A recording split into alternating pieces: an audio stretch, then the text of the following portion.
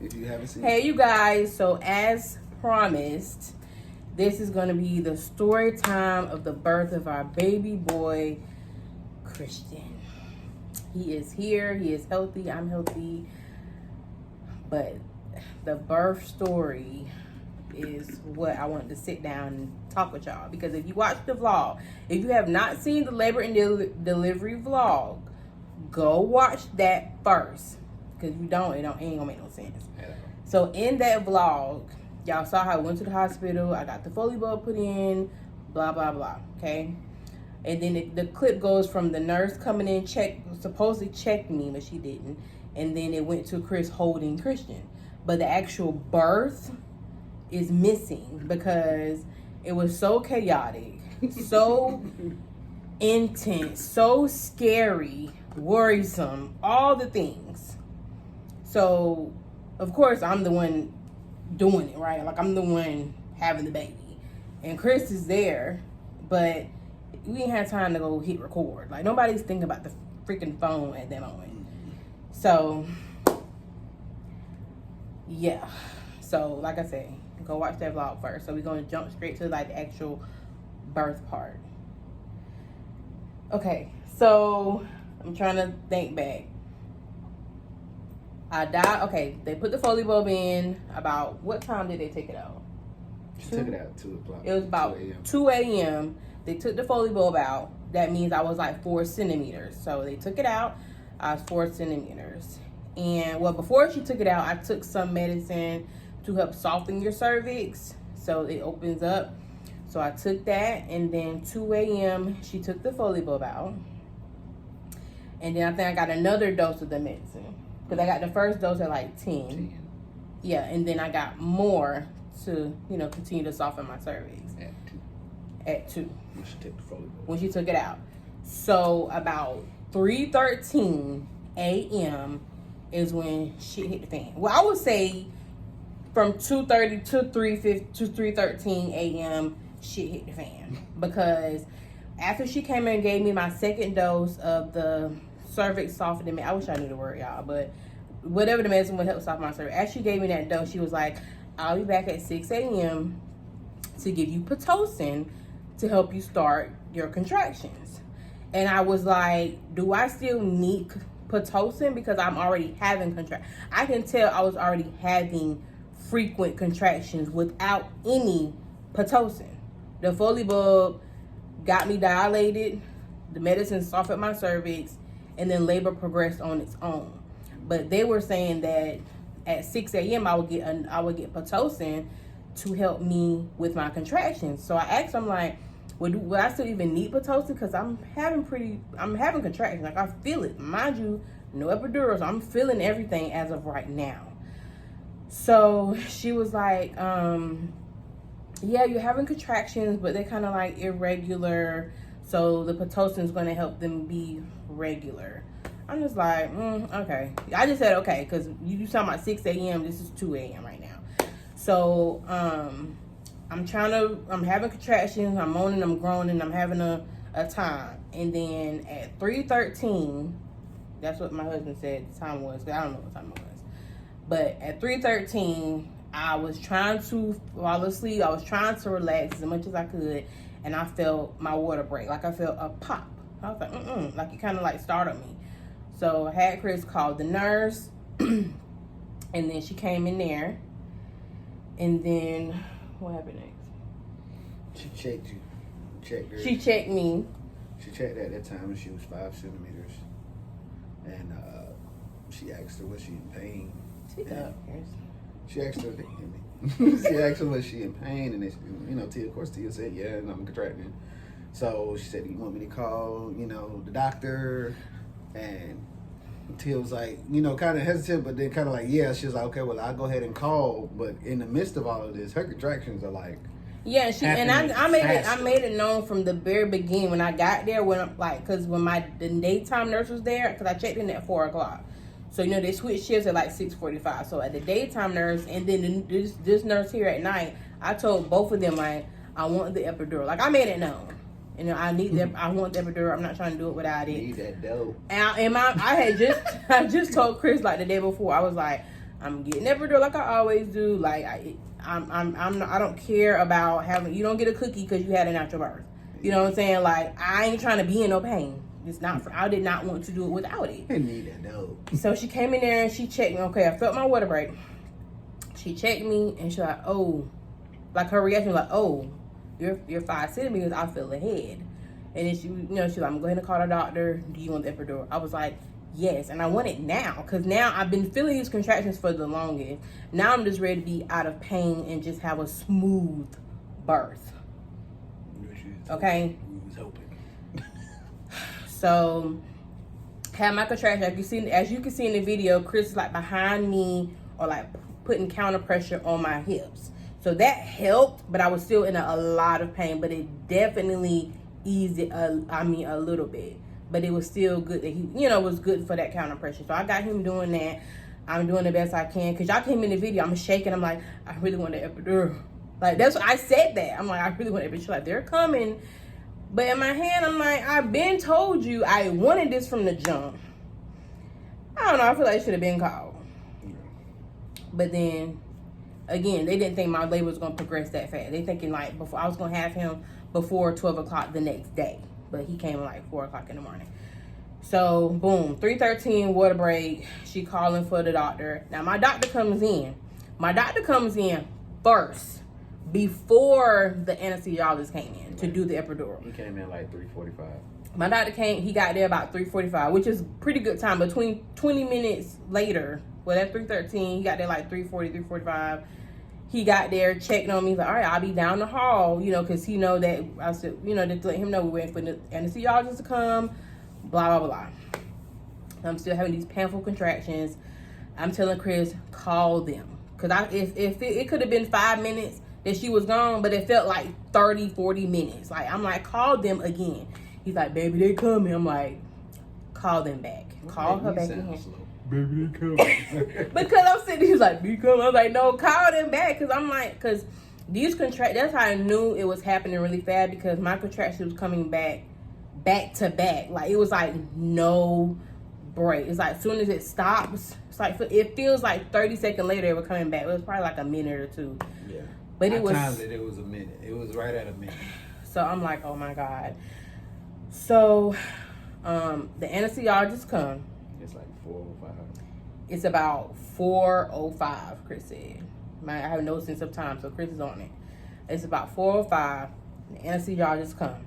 So if you get an epidural, they raise you off the bed. Your knees are like at the, your feet are like dangling. And you have to be hunched over and very still. Mind y'all, I am shaking because I'm still having these back-to-back contractions, but I'm really trying to get this epidural. So a part of me was like, well, damn, dude, is it too late? Because, my nurse, I don't know if she was new, y'all. I don't know. I just felt like she was just, like, I was like, in my head, I'm like, do you not have any kids? I ain't had time to ask her that, but I just felt like, I don't know, she probably was new, but I'm just like, and she's skinny.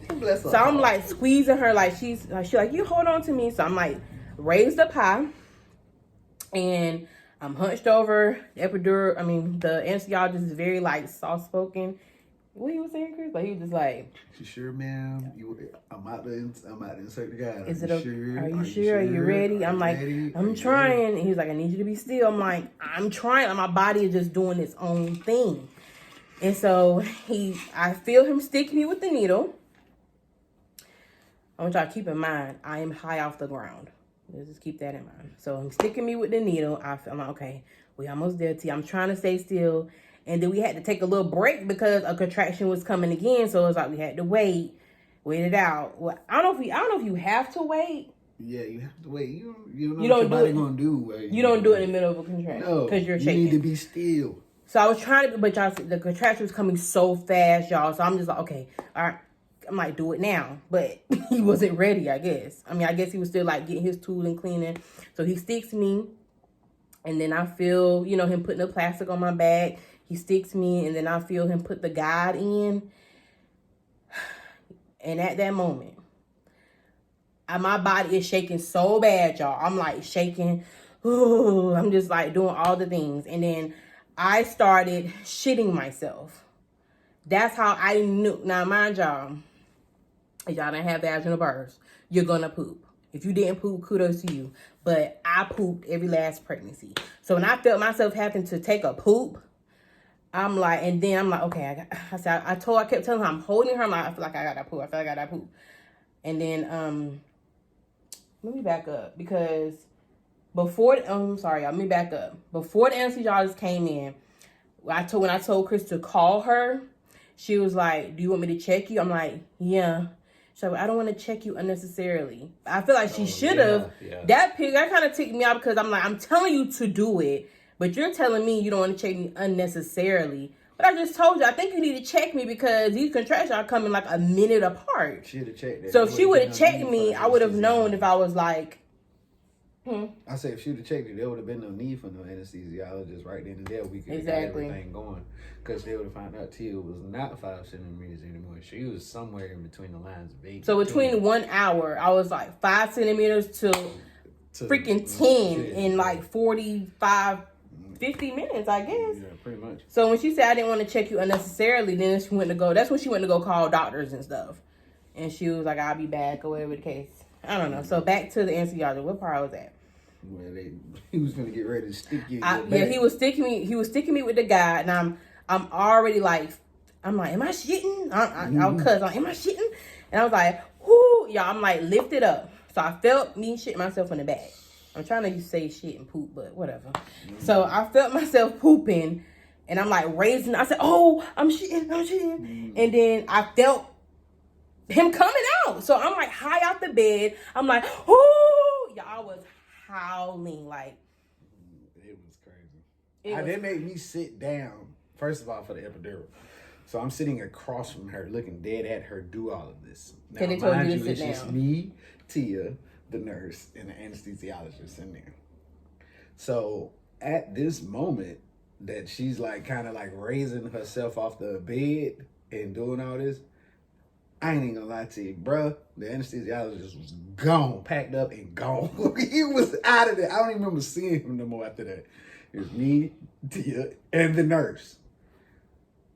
For a split second, while this is happening, she's Tia's raising herself off the bed. The nurse steps away from Tia, so Tia kind of starts tipping forward, like she's gonna fall. Man, she's dangling off the bed. The bed is high. So if she gonna fall. I jump up off the couch. What did she step away and move and do? She tried to grab something. I think she tried to grab her phone and the hospital phone so she can get help. Yeah. But she stepped away and Tia kind of moved like this. After that, I'm already like this, y'all. I'm already like this. She in front of me, so I'm holding on to her. And then I'm just like feeling my son coming out. I kept saying, I'm sitting on my baby head, I'm on my baby head, I'm on my baby head. I kept saying, I want my baby head because I feel him coming out. And she was telling me, baby, you got to lean back. You got to, what she said, get in position. I'm like, bitch, I can't even move. Get in position. And I already had my shoes tied up. I was ready for all the action, boy. So when she was telling me, I need you to get in, because then nurses started, like two or three nurses started coming in. And I remember just kept saying, I'm high off the bed. Now I'm higher off the bed because I'm lifting myself up because he's coming out. Yeah. So I'm like, I'm sitting on my baby head. And she was like, I need you to lean back, honey. I need you to lean back, honey. I'm like, I couldn't move. Now you finished from there. And after that, I just jumped up and I pushed her back. I just pushed her back. And she fell. The bed is this way. Tia fell this way. So her head is hanging off the bed. So I'm like this. And they telling me I need you to lean back. Like I'm supposed to. They supposed to lean back right on the bed. Like turn and get in the bed. But I was supposed to turn and go this and go like this to give birth. But I'm like turned this way. And I just remember Chris said, boom, boom. And I just threw her on the bed. Mind you, I threw her on the bed and the nurse was like, I need it. First of all, she didn't end up screaming, I need help. So I was like, oh, hell. Now she see what's going on. She see what's really going on. She screams, I need help. And she for some reason, she's like, I need a glove. So I ran to go grab her a glove. As I'm grabbing her glove, Tia, like she's dangling off the side of the bed. Like her head is on one side, her feet is on the other side. It's like something out of Amityville Horror. So my head is like dangling off the edge of the bed. Yeah, something out of a scary movie, dude. But that was like the scariest shit I ever seen in my life. Because at that point, she looked at me, and it was just like, she looked at me, she was staring at me, howling now. She's not screaming, she's howling. It sounds like a wounded, like a severe wounded animal. And, you know, no disrespect or anything like that, but like that was scary. And she was staring at me. And the look in her eyes staring at, I know my wife, like, it was like, baby, help me. And that shit. I said no disrespect. You know, just saying, like, a wounded animal. Oh, okay. Like a wounded animal. But, like, that shit is like, baby, help me. And at that point, I got pissed. I was finna flip. I couldn't flip, of course, because I semi-know the medical side of it. But the husband side of it, I was finna get ready to flip because I'm looking at my wife and I can't help. I can't do anything. That's the most empty I ever felt in my life. That split second, I couldn't do anything to help my wife at all. I couldn't do nothing. She's howling and I can't do nothing to ease her pain, take it away. That shit hurt me to my soul. Just that brief second. I never want to feel that shit ever again in my life. But I grabbed the glove and give it to the nurse, and as I'm grabbing the glove, I'm trying to snap into it, and she's like, you know, get in position. I need you to get in position. I lifted your ass up off that bed and threw her on the bed again, straight. Mm-hmm. And when I threw her on the bed, it's just like he came right on out. Christian head, shoulders. It wasn't like a pause. It wasn't a push. It was nobody head, was coaching shoulders. me to do anything. It's like my son was just, me and him, we were just doing it. Yeah. Like he was just coming out. It wasn't when the doctor came. Oh, you gotta get to that part. Yeah. But mind you, y'all, this whole time my doctor's down the hall, but it happened so fast. It's just crazy. Like for me to actually, he's coming out as I'm sitting down. Imagine your baby coming out and you sitting down and you just like, oh shoot, and then they telling me to get in position. And nobody put me in a position but my husband. Like, I remember feeling Chris just like, boom. Like, he just pushed me back. And then it's like, as soon as he pushed me back and I was flat on my back again, he just slipped on out. He came on head, shoulders, and torso. Just laid out on the bed. All the covers and sheets were everywhere. They didn't have the lights. They didn't have this. They didn't have nothing. The lights, the stirrups, stage, none of that. Because also in the video, if y'all pay attention, in the labor and delivery, though, you hear the nurse say, "Oh, I gotta go get the lights and stuff." Yeah. Like nothing was in there. It was just a regular room. It was just a regular room. It was not prepared for birth. Not at all. Only thing that was in there was, of course, if you had kids, just the little bassinet that they go in. That was the only thing really in there. There was no medical equipment in there, nothing. We had that baby, and we had Christian in that room, just like it was. All that stuff came afterwards. Mm-hmm. When they like cleaning me up. Yeah. With the doctor. He came out. Mind you, when he came out, when I picked her up and threw her on the bed, two other nurses had just got there, and they had just put their gloves on. And, of course he comes out, and after that, everybody just stopped moving. Like, they didn't, you could hear a pin drop a mile away. That's how quiet it was. So they just walk in and that baby is on the bed.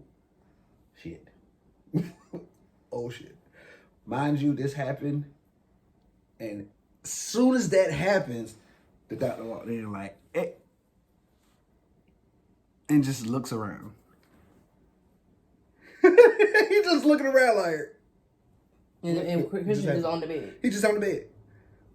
I went to go pick him up, but by that time the nurse seen the doctor there, they went to go whoop. So the doctor came in and just was shocked. And I just remember he was like, well, what's the time of birth?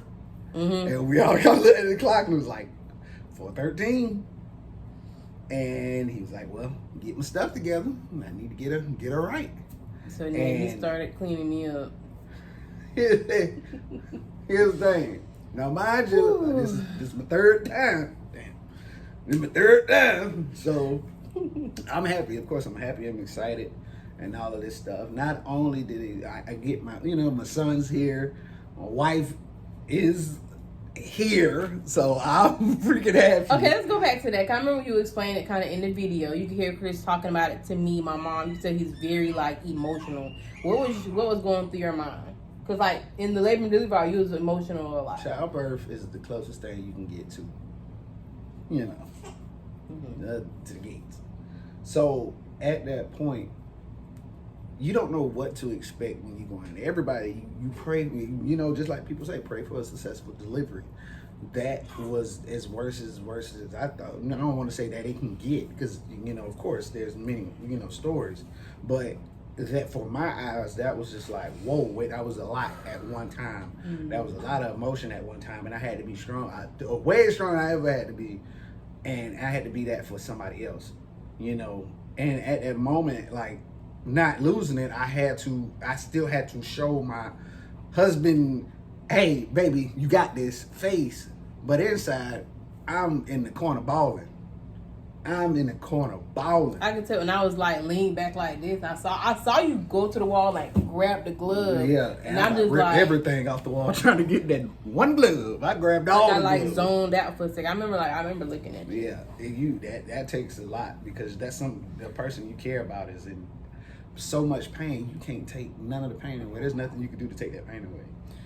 I am a high anxiety type of person. I panic. I worry a lot. But in that moment, it's like a part of me knew, like, Tia, stay calm. Like, even throughout those contractions, throughout the pain, throughout the pain, I just kept saying, breathe, you got this. You know, like, in my head, because I knew it wasn't just me. Like, it was me and my son. We had to do this safely. And it was a lot. But here he is. All right. Fur cold meat though. All right, here you go. Smell the milk. Don't scratch your face up. Come on, man. What are you doing, my boy? Hey, what you want? Smell the milk. There we go. Chug blood. So I just thank God and my husband. To my man. Shut up. But yeah, I mean, that was very scary. I never ever wanted a natural birth. But I will say they did teach me how strong I really am. I don't want to be that strong no more. Like, if this I don't want to be that strong no more. If this birth was my first or second, hell, if this was my first birth, there wouldn't have been no more kids. That's it. Like that, honestly, y'all, like, that was very traumatizing to me. Cause no. If that was my first birth, it would take me a hard time to reconsider it again. Cause I always knew I wanted one or two kids, well, multiple kids. I didn't want just one child. I didn't want to, but still, that would have had me like, I'm not going through that again. So, man, so as the doctor doing his thing, I went to saw them folks grab them scissors. Them folks grabbed the scissors when they was in the umbilical cord. Mm-hmm. Folks grabbed the scissors, and I seen that lady finna cut. I was getting ready to say, "Hey, there's the way, Daddy, what?" I sure do. I'm cutting that umbilical cord. You got life all the way jacked up.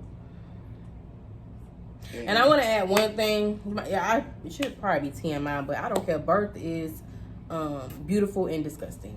So I would like to point out how my past 2 times to my birthing my daughters, Taylor and Cameron, like I told y'all earlier, I pooped every time. That's using the same muscle, and pushing out a baby is feeling constipated anyway. Like you feel like you finna poop. That's what it feels like. So I remember my first, second birth, like, taking my first shower. Of course you're gonna see blood. You're supposed to see blood. But this time when I went to shower, because after I had him, I didn't hold my baby until 9 o'clock. 9 or 9:30. I had him at 4:13 a.m. I did not hold him. My mama held my baby before I did. Because she came, when my mom came, she didn't even know he was here. I remember, because I had a Percocet to help me go to sleep after I had him. My body was still in shock. I'm still, it's like my whole body was still coming off this shock, like an adrenaline rush. I got it. Okay. You want some milk? But my body is still like shaking, so Chris like, "You baby wanna hold on?" I was like, I don't. After he came out and they took him to the light and get him like rubbed down or whatever, I remember telling Chris, I don't want to hold him right now. Like, I literally needed to not hold him right now. because I'm still like processing how it just went down. My body is still like shaking, and even after the fact, it's like I just felt such a relief after Strickland, took out my placenta. Hell, I didn't even think I pushed it. He's like he just pulled it out or something. Cause normally they tell you to push, like one last push. But yeah, I didn't hold him until then. Like I remember waking up about 7:50, almost 8 o'clock. I knew Taylor had already got on the bus. Not the bus. I'm saying the bus. I knew my mama had already took her to school. She don't ride the bus. I remember my mama already took her to school.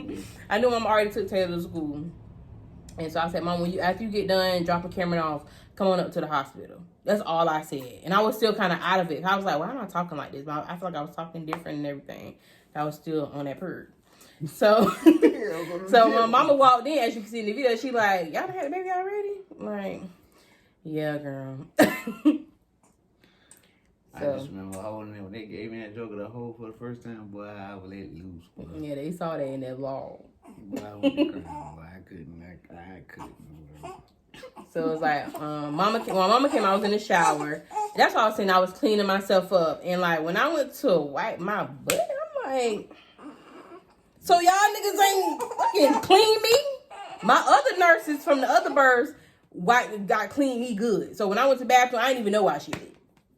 That's how clean I was. This time, I don't know, it must be some new nurses down. I'm glad I'm done having kids, because I don't got to worry about that again. But they should have cleaned me better than that. But yeah, so then as the day goes on, I don't think we started calling family till about after 5 o'clock. Birth is very long and exhausting. So like when we finally like started calling our family members and stuff, they like, oh, what time the baby came? 4 a.m. What? It's like, why you ain't call? Listen, nobody is thinking about calling nobody. I wouldn't think about calling nobody until I just stayed in that moment. I was just very present in that moment. I had to like, I think I finally had I was eating my breakfast. Like it was a lot. Then going to sleep, and nobody, So my girls came. It was good after that. Y'all saw the race, but it was wild though. That 1 hour. That is our wild, labor and delivery story. That 1 hour was wild, bro. Our son was born on 10-4. Y'all know how the police be like 10-4? Signing off. Signing off. We are done with children. I don't care what y'all say. Don't give my comment. Are you sure? Yeah, I'm sure. Which tree is that? Catch me so, with yeah, a 10-foot pole. It's a wrap. All right, that was it. Yeah, that was it, man. That was it, bro. Real G. I had to show my feelings. What you mean a real G? It was real G. I had to show my feelings. The way you thought I was gone. Look at hell. Well, yeah. What made you think I was gone? Just by me the way I was looking at you? Listen.